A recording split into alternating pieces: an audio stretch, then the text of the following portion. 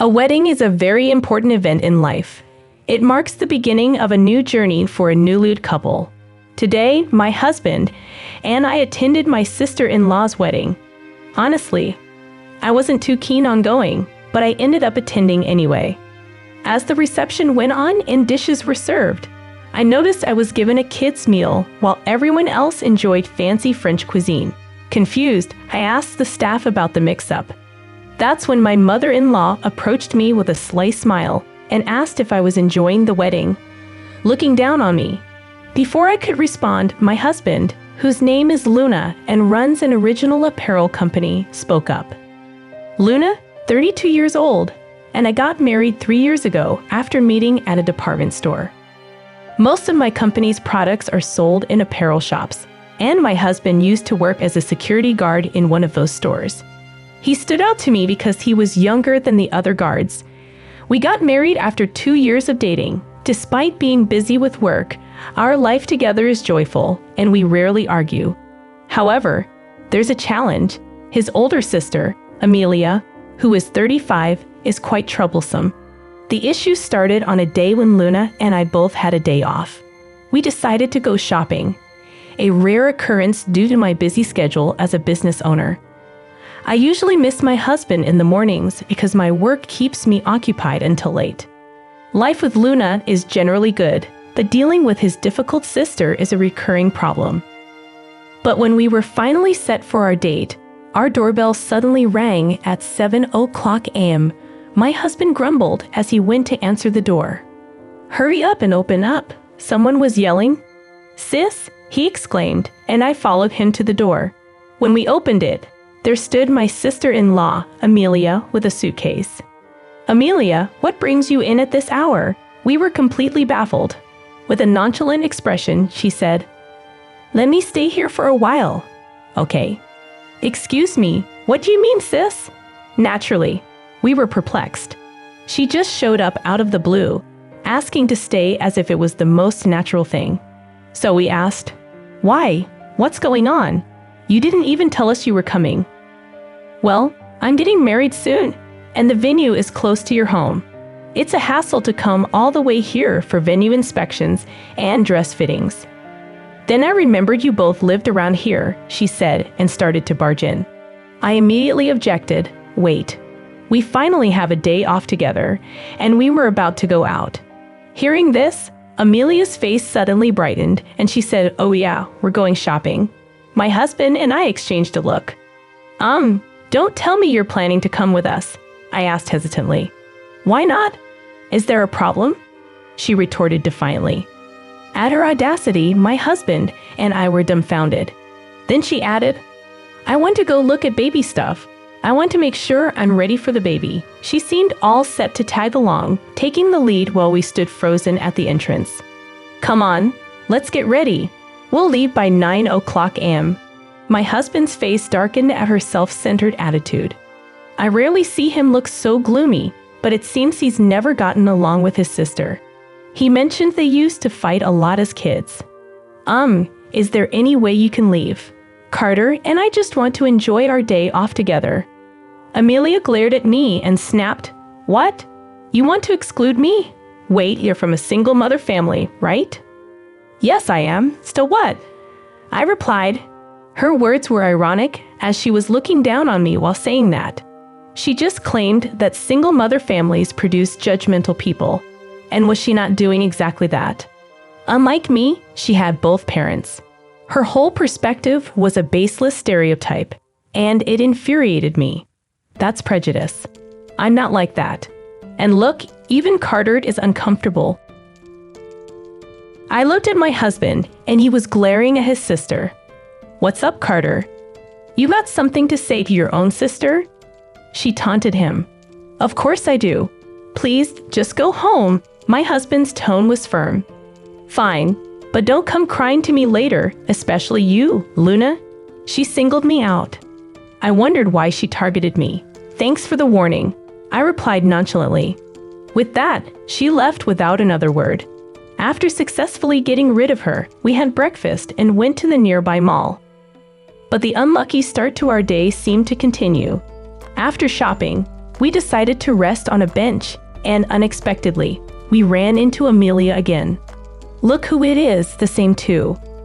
Guess we ended up at the same place, sis, my husband muttered. Then we heard someone calling her name. It was a familiar voice, my mother-in-law. Amelia, let's go see those luxury bags over there. Approaching us, his mother noticed us. Carter and Luna, you too? Mom, he sighed, sounding exhausted. I felt the same way. Dealing with his sister was hard enough, but his mother made it worse. Why? Because she's simply unpleasant. She quickly showed it. Is that bag from Infinity Tread Shoes? She pointed at the shoe store bag my husband was holding. Yeah, it is. She and his sister exchanged looks and laughed. Since when do you wear such cheap shoes? Look at our matching luxury brand shoes. Carter, choosing the wrong partner brings misfortune. Their contemptuous gaze was mostly directed at me. It was clear I was the main target of their disdain. You talking about me? I asked impulsively, to which my sister-in-law replied, I wonder. As insults were hurled at me, my husband interjected, Enough, Mom. Your consistent bragging about wealth has always been embarrassing and annoying. He was visibly angry, a sight I had never seen before. His job as a security guard lent authority to his voice, but it seemed to have no effect on his mother and sister. Carter, you were born into a wealthy family. Are you okay with being with this uneducated poor woman? His sister continued to mock. Education doesn't matter much these days, and Luna is. Before she could finish, my husband cut her off, prioritizing defending me. That alone made me happy and strengthened my trust in him. However, the two-faced Jew cut him off before he could finish. That's not true. Dad got his job at a major company because of his education. He's even the vice president now and will soon be president. Carter, you graduated from a famous university, and yet you're with a woman like this. You've really fallen. They continued to belittle me. My mother-in-law and sister-in-law treated me as an outsider, steering the conversation their way despite my husband's retort. They showed no remorse, and their nature seemed utterly rotten. Just as I tried to speak, my sister-in-law interrupted. Wait, $120 a month? She laughed mockingly and continued, Sorry, I should have been more considerate. That must be tough, especially for a dropout. Enough, my husband tried to interject, but my sister-in-law placed a hand on his shoulder. Well, good luck, Amelia said. My husband was visibly angry, and I felt a surge of hatred inside me, but these two seemed oblivious to our feelings, continuing the conversation at their own pace. Oh, you both better attend the wedding. Mom's preparing a grand event. Yes, we're sparing no expense for our darling daughter's wedding. You are coming, right, Luna? The pressure from my mother-in-law felt like I couldn't say no. My husband, being family, would obviously attend. I guess it's okay if he's there. Reluctantly, I agreed to go. If my husband weren't there, I would never attend such a wedding. The day of my sister-in-law's wedding arrived. I finished my piled-up work and even got a new dress with my husband for the occasion. Arriving at the venue, it was clear my mother-in-law wasn't exaggerating. The luxury hotel, the huge ballroom decorations, and the size of the wedding cake all spoke of extravagance. You both made it. My mother-in-law approached us upon arrival. Not that I wanted to make it. This is probably my husband's true feelings showing, an uncharacteristic weary expression to his mother. This wedding cost $100,000. We have 500 guests, and the meal is a special course by a top chef. Impressive, isn't it? Only we could do this. She looked down on everyone, but passers-by only offered polite light smiles and nods. I was appalled by her need to flaunt her status. Why didn't you spend this much on our wedding? My husband's words reflected our reality. Our wedding was modest, costing $20,000. Therefore, it was a simple wedding with only relatives and a few friends invited. But I was still happy with it, content. But in terms of treatment, it was indeed unfair. After all, my husband is her blood-related son. What are you saying? Amelia's fiancé, Alex, will soon work directly under Dad. Of course, when Dad becomes president, he'll be groomed to be a key player in the company. It's only natural we welcome him appropriately. Saying this, my mother-in-law laughed proudly. While we were talking, my father-in-law joined us. Emily, it's almost time for Amelia and Alex to make their appearance. Aren't you going to take pictures in the front row? It felt like he was putting an end to our conversation, but it seemed he too was at odds with us. After speaking to my mother-in-law, he turned to us and said, "It's been a while, Luna. You should feel honored just to be invited to such a lavish wedding. You'll probably never experience anything like this again in your life." Unlike my mother-in-law, he spoke calmly, but his words were laced with condescension. My husband couldn't help but retort, "Why do you have to say it like that, Dad?" My father-in-law replied with a cold expression, "Don't get me wrong. I never approved of your marriage. Remember the conditions I set." My husband glanced at me briefly before looking away. What was about to be revealed, I had never heard. The fact that our marriage was never approved by his dad was new to me. Turning away from me, my husband spoke. "I weekly graduate from a famous university, earn over $100,000 a year. That's right, you remember well. And Luna?" Turning his gaze briefly to me and then back to my husband, he continued, "Luna did drop out, but it doesn't matter. She's making money." Before my husband could finish, my mother-in-law interrupted him, shouting, "Andrew, look. Amelia has finished changing into a second dress." She shouted loudly towards us. If it weren't for the fact that this was her daughter's wedding, such behavior would surely have warranted complaints for being disruptive. Others glanced at her, forcing smiles. Called by my mother-in-law, my father-in-law said, "We'll talk about this later," and left the scene.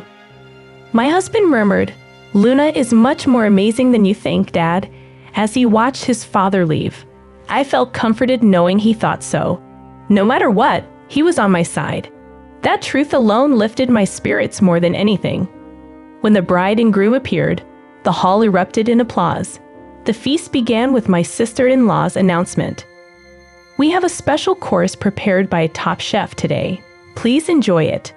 After her words, the waitstaff began serving the food. However, my mother-in-law and a server were arguing close by. "Are you sure about this?" my mother-in-law asked. "Yes, just do it." "I understand." The server left, looking uncomfortable, which I soon realized was the preparation for a prank on me. With a large number of guests, serving the food took time, and when my meal finally arrived, I was taken aback. In front of me was a kid's meal. I immediately asked the server, "Excuse me, but there must be a mix-up." I questioned calmly, despite thinking such a mistake was unusual. The server looked at me uncomfortably, the same one who had spoken with my mother-in-law earlier. "Can you replace it, please?" I added, as the server remained silent. Finally, he spoke. "This isn't a mistake. I was instructed to serve you the kids' meal." "What?" My voice of surprise made my husband join the conversation. "What's wrong, Luna? Why a kids' meal?" He too was surprised to see my meal. Why is my meal different from everyone else's? It was more embarrassing than shocking, and people around started to stare at me. "Why do you have a kids' meal?" "I don't know either." Then my mother-in-law approached, laughing. "How is your meal? Perfect for a dropout from a single-parent home, right? If you don't like it, you can leave." My mother-in-law was unilaterally spouting whatever she wanted to say. I was reaching my limit of patience. No matter how much I disliked my sister-in-law, I couldn't ruin someone else's wedding. I had been holding back because of that, but if the mother-in-law who was orchestrating the wedding was causing the disruption, there was no need for me to keep holding back. Just when I thought this, my husband spoke up first.